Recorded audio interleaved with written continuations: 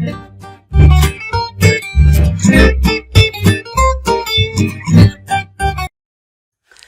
बच्चों आज हम करेंगे कॉन्करेंसी कंट्रोल टेक्निक के अंदर अपनी सेकंड टेक्निक जिसका नाम है टाइम स्टैम्प बेस्ड प्रोटोकॉल। तो गाइस पहले मैं आपको वीडियो स्टार्ट करने से पहले डिस्कस करने से पहले ये बता दूं कि ये एक ऐसी टेक्निक है जो पेपर में सबसे ज़्यादा पूछी जाती है और यही एक टेक्निक है जो बच्चे क्या करते हैं, स्किप कर देते हैं पढ़ना। क्यों? क्योंकि ये टेक्निक बच्चों को बहुत ज़्यादा कंफ्यूज करते हैं कि एग्जैक्टली ये चल कैसे रही है। तो गाइस इसको ईजी वे में कराना मेरा काम है, बट इसको कराने के लिए मैं आपको 2 वीडियो लूँगा, क्योंकि पहली वीडियो के अंदर जस्ट इंट्रोडक्शन लेंगे कि सिंपली इसके अंदर जो टर्म्स आ रही है वो क्या है, क्या इसका सिंपली जो कॉन्सेप्ट है वो क्या है।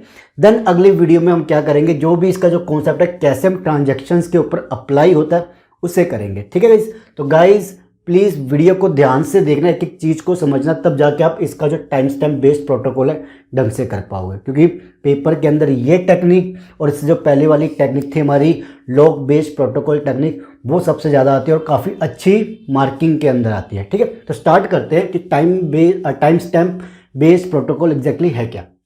देखो ये जो टेक्निक होते हैं it is use to order conflict transactions. ये कहता है कि ये टेक्निक हम वहाँ यूज़ करते हैं जहाँ पे हमें ऑर्डर करना हो किसको, कॉन्फ्लिक्ट ट्रांजैक्शंस को। अब कॉन्फ्लिक्ट ट्रांजैक्शंस क्या होती है वो पढ़ते हैं। These are those transactions which need same data items for execution.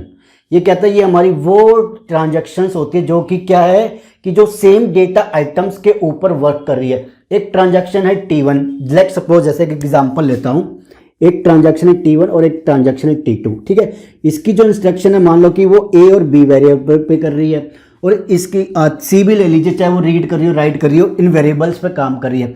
और जो T2 ट्रांजैक्शन है वो मान लो कि A और C पे काम कर रही है। तो यहाँ पे क्या हो गया, सेम डेटा वेरिएबल्स यूज हो गए ना। चाहे अगर A भी यूज कर रहा होता तो एक तो यूज हो रहा है ना।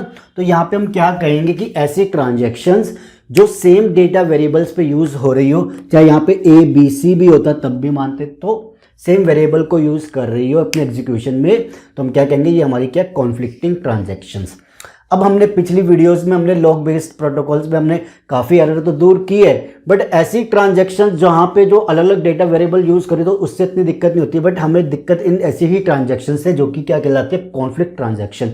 अब समझते हैं अगला पॉइंट कि टाइम स्टैम्प और यूनिक नंबर। ठीक है, अब इस जब हम ये प्रोटोकॉल यूज़ करते हैं उसका कंसेप्ट क्या कहता है कि अ टाइम स्टैम्प और a unique number is assigned to every TI transaction. अब जोन सी भी TI का मतलब है जितनी भी ट्रांजैक्शन, चाहे वो T1 और T2 T3 जितनी भी ट्रांजैक्शन एक शेड्यूल के अंदर आएगी, हम सबको क्या करेंगे, एक यूनिक नंबर या एक टाइम स्टैम्प देंगे। यूनिक नंबर मतलब कुछ भी, किसी को 1 किसी को 2 किसी को 3, मतलब किसी को कोई नंबर दे दिया तो उसको दूसरा नंबर जो किसी को देंगे वो सेम नहीं होना चाहिए। जैसे इसको 1 दिया है तो अगला नंबर जिसको भी देंगे ट्रांजैक्शन को उसका नंबर 1 नहीं होगा, 2 होगा, 3 होगा, कुछ भी यूनिक होगा। ठीक है, और या कोई हम टाइम स्टैम्प देंगे। टाइम स्टैम्प का मतलब होता है कि भैया तुम इतने बजे आयो, इस टाइम का स्टैम्प लगा दिया कि आप सिस्टम में ये ट्रांजैक्शन इतने बजे आई है, तो वो टाइम दे दिया कि आप इतने बजे आयो, आप इतने बजे आयो। ठीक है, तो ये होगा वो टाइम स्टैम्प दे देंगे या यूनिक नंबर दे देंगे, जैसे मर्जी कर सकते हैं, कॉन्सेप्ट सक्सेसफुल होना चाहिए।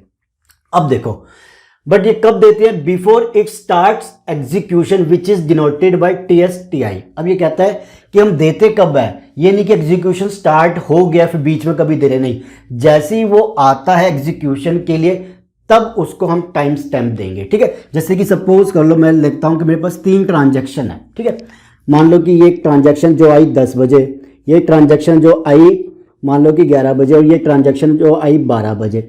अब अगर मैं क्या कह रहा हूं कि भैया मुझे टाइम देना है टाइम स्टैम्प के बेस पे, तो मैं इसको 10 दे सकता हूँ, इसको 11, इसको 12 दे सकता हूँ। नहीं, ऐसे नहीं देना तो कोई बात नहीं, इसको मैं बोल दूंगा कि T1 है, इसको बोल दो T2 है और इसको बोल दो T3 है।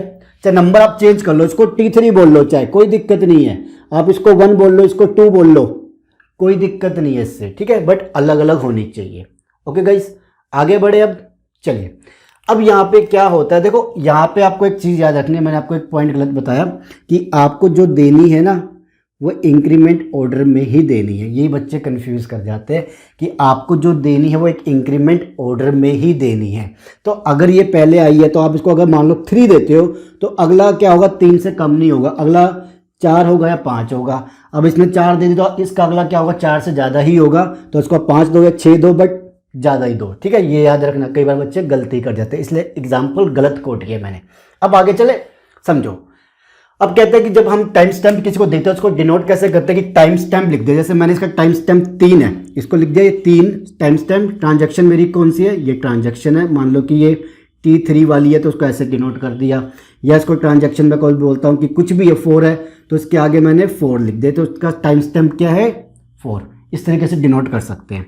आगे चले, छोटे छोटे पॉइंट है जो हमें ध्यान देने, जो आगे जो अगली वीडियो करेंगे वहीं पे काम आएंगे। अब समझो, time stamp can be given by using, अब हम किसी को जो टाइम स्टैम्प देखते हो कैसे दे सकते हैं, सिस्टम क्लॉक, या तो सिस्टम के जो टाइमिंग है उसके बेस पे दे लो, या जो हमने डिस्कस किया, या फिर लॉजिकल काउंटर, जो लॉजिकल काउंटर होते हैं 1 2 3 4 इस तरीके से देंगे, जो कि क्या होंगे, एक देने के बाद अगला इंक्रीमेंट हो जाएगा। तो जैसे मैंने किसी को अगर दिया है 1 टाइम स्पेंड, ठीक है, स्टैम्प दिया इसको 1, तो अगला मैं क्या करूंगा, इससे ज़्यादा ही दूंगा, तो दो ऐसे बोल दूंगा कि सेकंड ये थी यही है, देन ये है मेरी 3, ठीक है, इंक्रीमेंट बेस पे देंगे, ठीक है, या फिर टाइमिंग के बेस पे देंगे।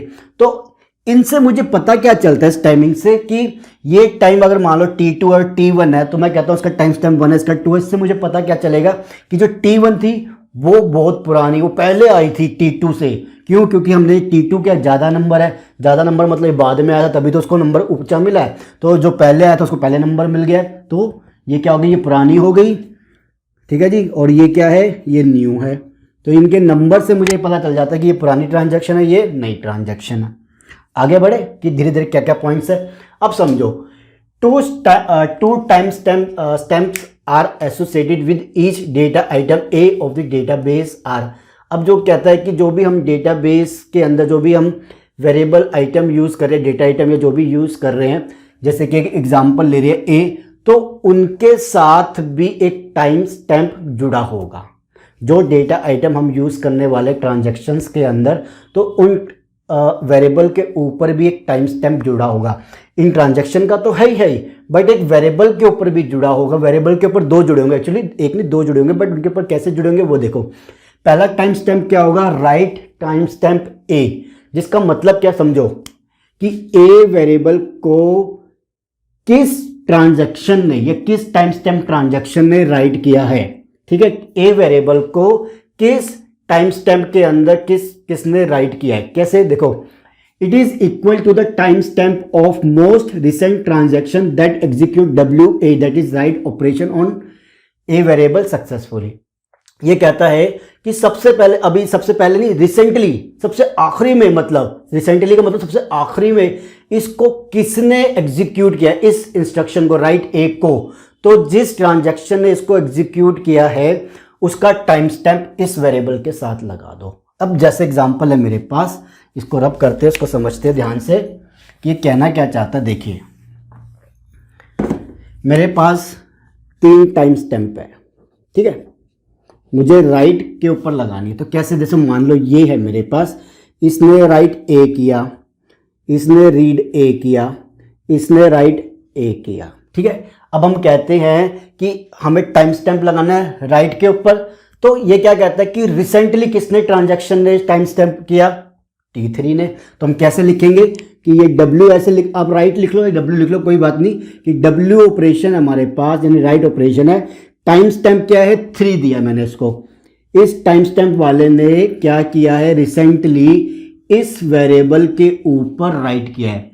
इस टाइम स्टैम्प वाली ट्रांजैक्शन ने, इस टाइम स्टैम्प वाली ट्रांजैक्शन ने इस वेरिएबल के ऊपर रिसेंटली राइट किया था, तो इसने किया ना, तो हम ये लिख देंगे, ठीक है। इसका मतलब क्या हुआ कि ट्रांजैक्शन 3 ने क्या किया है, रिसेंटली या सबसे आखिरी में ए वेरिएबल के ऊपर काम किया था और वो था राइट ऑपरेशन, ठीक है। इस तरीके से पढ़ लो, क्लियर हो गया। अब हम बात करते हैं रीड टाइम स्टैम्प ए की, तो इसका मतलब क्या होगा, जैसे राइट है वैसे रीड है। तो अगर मुझे कोई कहे कि रीड के ऊपर क्या लगानी है, टाइम स्टैम्प की रिसेंटली किसने इसको अपडेट किया हुआ है या रीड किया था, तो हम क्या कहेंगे कि रीड, ऐसे लिखेंगे कि रीड ऑपरेशन परफॉर्म किया है टाइम स्टैम्प 2 वाले ने, यानी ट्रांजैक्शन 2 वाले ने ए वेरिएबल के ऊपर रिसेंटली अभी, तो उसको हम ऐसे लिखेंगे, ठीक है। तो इस तरीके से हम इसको प्रेजेंट करते हैं, जस्ट इंट्रोडक्शन लिए। अब हम अगली वीडियो के अंदर देखेंगे कि जो हम टाइम स्टैम्प बेस्ड प्रोटोकॉल है, तो उसके अंदर जो ट्रांजैक्शंस है यानी कॉन्फ्लिक्ट ट्रांजैक्शंस है उनको हम किस तरीके से ऑर्डर करें, या उनकी जो अंदर की इंस्ट्रक्शन है उसको किस तरीके से हम ऑर्डर करें कि क्या हो कंसिस्टेंसी हमारे पास मेंटेन रहे, या हमारे पास हमारे पास जो ज़्यादा इनकंसिस्टेंसी आती है मान लो वो कम कर दें। ठीक है, तो अगली वीडियो में हम क्या करेंगे कि कैसे हमें ऑर्डर करना है इन कॉन्फ्लिक्ट ट्रांजैक्शंस को। ठीक है गाइस, तो इतना इसको एक बार दोबारा मेरे कहने पे दोबारा इसको पढ़ लेना, क्योंकि ये सारा कॉन्सेप्ट अब यूज़ होने वाला है अगली वीडियो में। तो गाइस रेडी रहना, जल्दी मिलेंगे। वीडियो अच्छी लगी तो like and share, channel subscribe करना मत भूलिएगा। Thank you.